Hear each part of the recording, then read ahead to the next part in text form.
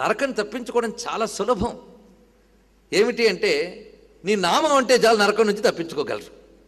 నీ నామం అనడానికి కష్టపడాలా? ఈ నోరు ఢమఢమా అని వాగుతూనే ఉంటుందిట. ఢమఢమధ్వనితోడి ఢక్కగాగా అన్నట్టు ఏదో ఒకటి వాగడం చాలా సులభం. ఏదో ఒకటి వాగ్గలిగే నోరు నారాయణ సులభంగా అనగలదు. సులభంగా అనగలిగే నారాయణ నామం కూడా అనలేక నరకాలకు పోతున్నారంటే ధిక్ ధిక్ అస్తి నరాధమాన్.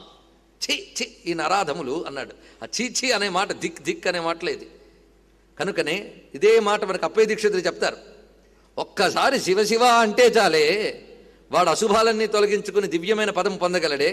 అలాంటిది శివశివ ఆశ్చర్యం అనలేకపోతున్నారే అన్నాడు ఆయన.